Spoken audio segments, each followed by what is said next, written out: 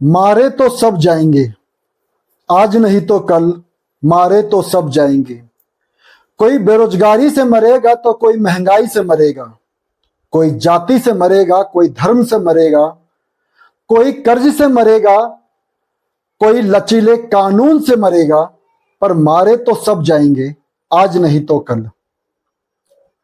बड़ी घोर विडंबना है कि लोग मौन हुए तमाशा देख रहे हैं कि मेरा क्या जा रहा है, पर मारे तो सब जाओगे, आज नहीं तो कल। जीने के लिए जाति, खाने के लिए भात, हिंसा के लिए धर्म और पीने के लिए शराब और अफीम, पर मारे तो सब जाओगे, आज नहीं तो कल मारे तो सब जाओगे। डॉक्टर कितना भी अच्छा क्यों नहीं है, पर यदि दवाई सही नहीं है तो बीमारी ज्यों का त्यों बनी रह जाती है।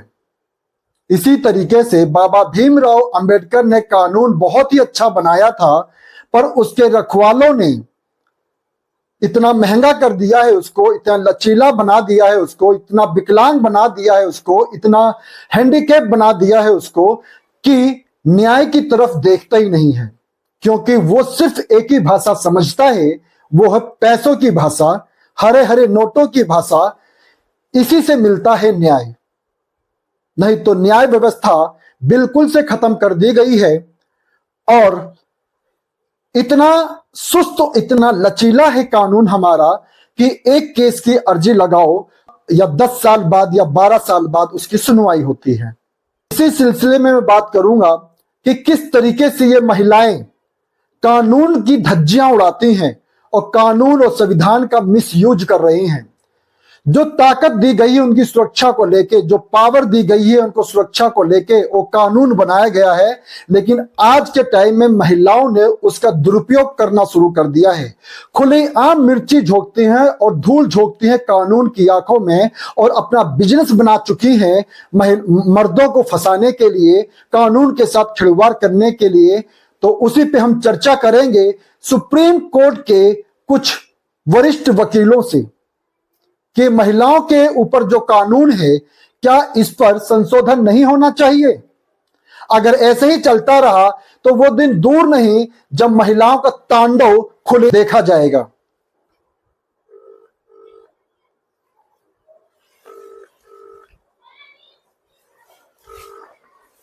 हेलो हेलो, जय हिंद मैम। जो मैंने एक केस के रिगार्डिंग में बोला था सनोज मिश्रा के, तो मैम एक ऐसे ही मैं राय जान रहा था आपकी कि क्या ये केस मतलब पावरफुल है, कुछ है इसमें दम। क्योंकि जिस तरह से वो लिविंग में थी, रजामंदी से थे वो लोग। अभी क्या हो रहा है कि जैसे मोनालिसा को लेके फिल्म द मणिपुर बनाई जा रही है, तो वो कहीं ना कहीं लीड चाह रही थी, लेकिन लीड एक पर कैरेक्टर की डिमांड नहीं थी कि वो लड़की लीड पर आ सकती थी। तो उसको कुछ अपोजिशन वालों ने, मतलब उस लड़की तो खैर इतना नहीं थी, लेकिन जो कुछ अपोजिशन वालों ने, जो विरोधी हैं बॉलीवुड में चलता रहता है, उन लोगों ने उसको प्रवोक किया, उत्तेजित किया और बढ़ चढ़कर कहानियों के तहत सारी कहानी गढ़ी गई। तो उस केस को उजागर किया गया है क्योंकि रजामंदी थी। हाँ जी, होगा कि हाँ इन्होंने मेरे साथ ये करा है। हाँ, मतलब मैं वो कह रहा हूँ मैम कि ठीक है, वो डॉक्यूमेंट्स तो ठीक है, बाद की बात है। मैं कह रहा था कि ऑलरेडी रजामंदी थी, रजामंदी से आप स्वार्थ के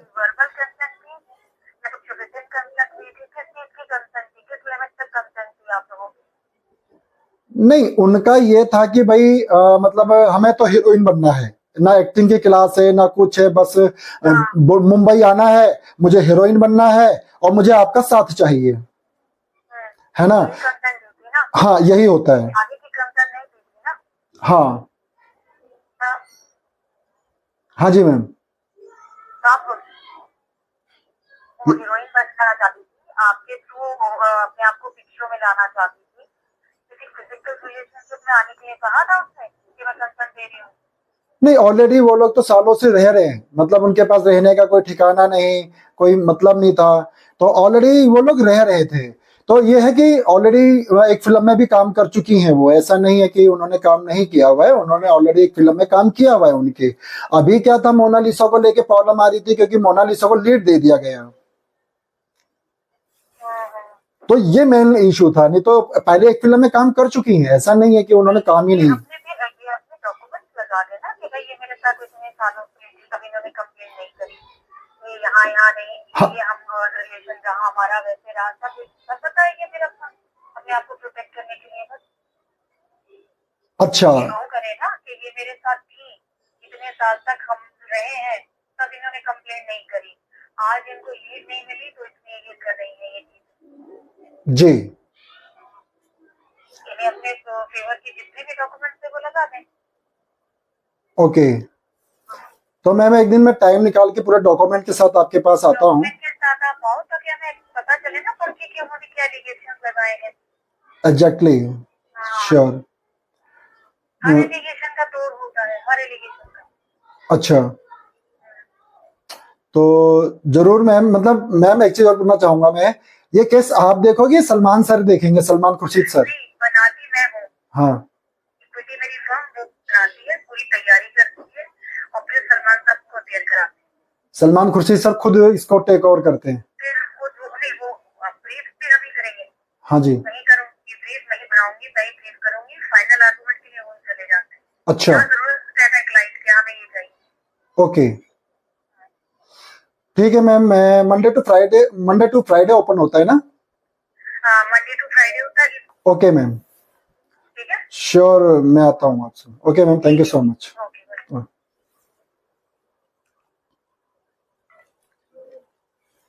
ये थे सलमान खुर्शीद, जो कांग्रेस के बड़े नेता हैं, वरिष्ठ नेता हैं, केंद्रीय मंत्री रह चुके हैं और वो एक सीनियर वकील भी हैं सुप्रीम कोर्ट के।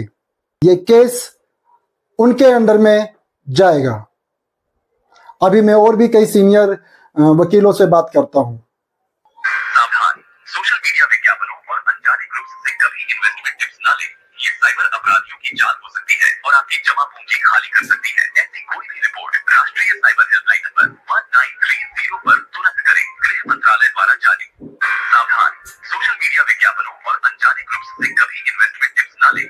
ये साइबर अपराधियों की जाल हो सकती है और आपकी जमा पूंजी खाली कर सकती है। ऐसी कोई भी रिपोर्ट राष्ट्रीय साइबर हेल्पलाइन नंबर 1930 पर तुरंत करें। आप जिस व्यक्ति को कॉल कर रहे हैं। एक सीनियर सिटीजन एक्ट है 2016 का कि वो सीनियर सिटीजन कुछ भी इल्जाम लगा दे, वो सीनियर सिटीजन अपने बेटे पर कुछ भी इल्जाम लगा दे, बहू पे कुछ भी इल्जाम लगा दे और उसकी सारी प्रॉपर्टी पर उसका कब्जा हो जाता है, जबकि वो खुद एक करोड़ों की मालकिन है, हजारों में पेंशन आती है, हजारों में किराया आता है और कई चल अचल संपत्ति की मालकिन है। उसके बावजूद भी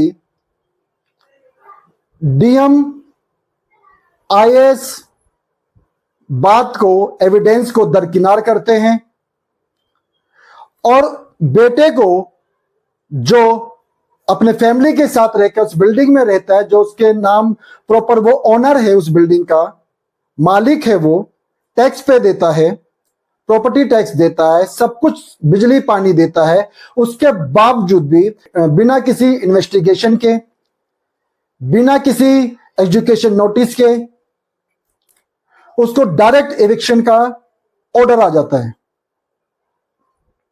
ये एक मां के द्वारा ये बेटियां जो हैं वो करवा रही हैं। ये कौन है, ब्रीफ में बताऊंगा। सालों पहले पिता की डेथ हो जाती है, वो बड़ा भाई होता है, उसके ऊपर पूरे परिवार की जिम्मेदारी होती है, सारे बहन भाइयों को पढ़ाता है, लिखाता है, शादी ब्याह करता है, पूरा पालन पोषण करता है और सारी प्रॉपर्टियों का देख रेख करता है। जैसे ही वो बड़े हो जाते हैं, सबकी शादी ब्याह होने के बाद वो सारी प्रॉपर्टी अपने अपने अंडर में ले लेते हैं, करोड़ों की प्रॉपर्टी। उसके बावजूद भी वो लड़का एक छोटे से कमरे में रहता है, सारी प्रॉपर्टी, सारे भाई बहन मां सब ले लेती हैं। उसके बाद भी महिला कार्ड खेला जाता है। पहले तो भरपूर कोशिश की जाती है कि उसको निकाल के फेंक दिया जाए, रोड पे ला दिया जाए। बड़े भाई को, जिसने एक पिता का कर्तव्य निभाया, जिसने एक पिता की पूरी जिम्मेदारी निभाया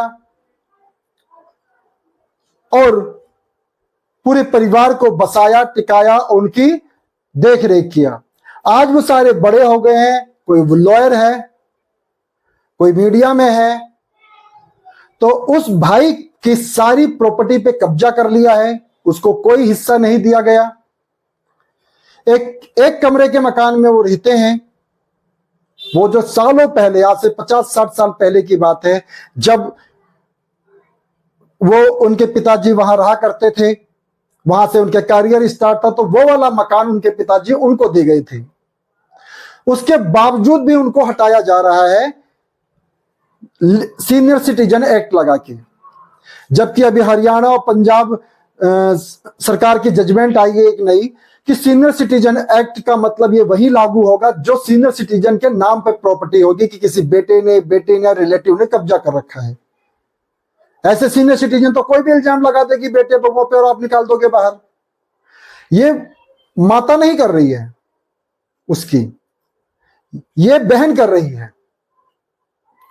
ये वही बहन कर रही है जिसकी शादी ब्याह किया, पढ़ाया लिखाया, उसको उस लेवल पे बनाया। उसने अब एक आदमी को, उसने 12-13 लड़का दिखाया शादी के लिए, उसने पसंद नहीं किया। एक ऐसे लड़के को पसंद कर लिया जो अमीर था। एक महीने उसके साथ रहती है और उसके साथ मारपीट करती है और 10 लोगों के साथ बैठ के उसका सारा कैश, बैंक बैलेंस ले लेती है। रिटर्न पेपर पर दिल्ली में आकर केस डाल देती है, गलत कहानियों के तहत केस डालती है। आज महिलाएं संविधान का मिसयूज कर रही हैं। उनको पता है हमारा ही फेवर जाएगा, क्योंकि वो महिला है। उस पति पे इल्जाम लगाती हैं, उसको घर बुलवाती हैं, 12-13 लड़कों के साथ उसको पिटवाती हैं, उसके साथ पंचायत करती हैं और उससे सारा कैश और ज्वेलरी और भी कई संपत्ति ले लेती है और दिल्ली जैसे मेट्रो सिटी में केस डाल देती है उसके खिलाफ। पति से उधर लूट रही है, भाई से उधर लूट रही है, मां को अपने कब्जे में कर रखा है, मां को नजर बंद कर रखा है, किसी से मिलने नहीं देती, ब्रेन वॉश कर रखा है, तीसरा आदमी प्रोसेस में है। तो ये महिलाओं का चेहरा है। ऐसे कितने मीडिया वाले हैं, कितने प्रशासन वाले हैं, मुझे कॉल करते हैं, कहते हैं कि भाई महिलाओं के लिए बोलो। मुकेश वहीं बोलता है जहां दुनिया नहीं बोलती। कानून के अगेंस्ट कोई नहीं बोलता, महिलाओं के अगेंस्ट कोई नहीं बोलता, लेकिन मैं बोल रहा हूं क्योंकि सच यही है कि आज महिलाओं ने जो तांडव मचा रखा है समाज में, कानून को आंखों में धूल झोंक कर जो कोहराम मचा रखा है, जो संविधान का उल्लंघन कर रही हैं, जो कानून का उल्लंघन कर रही हैं, उन पर अंकुश कैसे लगेगा, ये कानून के रखवालों को सोचना पड़ेगा। सिर्फ माइंड सेट कर रखा है कि महिला अबला है। नहीं है महिला कोई अबला, कोई महिला अबला नहीं है। आज महिलाओं ने पुरुषों को पीछे छोड़ दिया है। जो जिसके पास होता है वो चलाता है। महिलाओं के पास जुबान कैंची की तरह दे रखी है, संविधान दे रखा है, उसके बाद वो टॉर्चर करती हैं। आज सबसे ज्यादा अगर देश पीछे है या समाज पीछे है या समाज में अराजकता है या हिंसा का माहौल है तो महिलाओं की वजह से है। कहीं ना कहीं कारण ये होती हैं। ये मैं उस भाई की बात बता रहा हूं जिस भाई ने अपनी पूरी जिंदगी लगा दी इस परिवार को पालने पोसने में। उसकी कभी कहानी बताऊंगा। जो ये महिला आज सीनियर सिटीजन का एक्ट लगाकर बैठ रही है, यही महिला ने अपने बच्चे का सौदा किया, अपने बच्चे को बेच डाला। शहर में रहने के बाद उसको गांव के एक किसी पुरुष के साथ बेच डाला और एक सी महिला के साथ शादी करवा दी गई जो बिल्कुल उसके लेवल की नहीं थी, बिल्कुल इलिटरेट थी, बिल्कुल ही अनपढ़ थी, ताकि उसका मिसयूज कर सके शहर में लाके उस महिला का। और किया भी मिसयूज। बहुत सारी कहानियां हैं। उसको किस तरह से प्रताड़ित किया गया, किस तरह से उसके बच्चे को पेट में मार दिया गया, किस तरह से शोषण किया गया, किस तरह से उसकी बोली लगाई गई, किस तरीके से उसको नमक और पानी पीने के लिए भी टॉर्चर किया जाता था, किस तरीके से चोकरे की रोटी जमीन पर खाने के लिए मजबूर किया गया, किस तरीके से उसको एक रोटी के बदले, एक चोकर की रोटी के बदले और नमक पानी के बदले किस तरीके से टॉर्चर किया जाता था, किस तरीके से मेंटली हराश किया जाता था। यही वो महिला है जिसने भ्रूण हत्या करके दिया था। यही वो महिला है जिसने अपने टाइम में उस बहू के साथ अत्याचार का घिनौना अपराध किया था और आज वृद्ध हो गई है तो महिला और सिटीजन का कार्ड खेल रही है। ये अपने सभी बच्चों को करोड़ों की प्रॉपर्टी बांट दी, अपने सभी बच्चों को सारी दे डाली। लेकिन जिस इंसान ने ये 4 बेटियां को जन्म देती हैं जिनका कोई वजूद नहीं होता, उस जमाने में कोई वजूद नहीं होता था कि बेटा ना हो, तो जब बेटा हुआ तो इनकी जिंदगी सुधरी। आज ये महिलाओं का जो कहते हैं ना कि एक माइंड सेट है कि माँ बाप कभी गलत नहीं होते या परिवार ऐसे गलत नहीं होते, महिला का ये होता है, नहीं, गलत है ये। आप ये केस जानोगे ना, ये महिला तो रामचंद्र जी को कैकेयी ने एक ही बार ही बोला था कि आप 14 वर्ष चले जाओ। 14 वर्ष तक उनकी जिंदगी संघर्ष थी, उसके बाद ठीक थी। हिरण्यकश्यप के ने एक ही बार किया था, जो चीजें हुई थी प्रहलाद के साथ में वो एक ही बार हुआ था। इस महिला ने उसकी 40-42 साल की जिंदगी को नाश मार दिया, टॉर्चर। उसके बावजूद भी ऐसे घर की कहानी है जहां पर बेटियों को कुछ नहीं समझा जाता था। वो लड़का खड़ा हुआ, उसने उन बहनों को, उन भाइयों को पढ़ाया लिखाया, उनको काबिल बनाया ताकि समाज में बैठने उठने लायक बन सके, क्योंकि आज के समाज एजुकेटेड है, उनके भविष्य बन सके। जिसके साथ उसकी जिंदगी जोड़ी गई थी बिल्कुल अनपढ़ थी, इलिटरेट महिला थी वो, उसने भी उसको पढ़ाया, 8th 10th 12th BA BCom dash designing communication सब कराया और आज गवर्नमेंट जॉब कर रही है वो। उस आदमी ने इतना त्याग, इतना बलिदान किया, चाहे परिवार हो या खुद की पत्नी के साथ। लेकिन ये महिला ने उस इंसान के ऊपर इतने गंदे आरोप लगा रखे थे, 4-4 5 मुकदमे दायर कर रखे, महिला होने के नाते, सीनियर सिटीजन होने के नाते, चाहे वो बहन हो, चाहे भाई हो, चाहे कोई और हो। क्यों?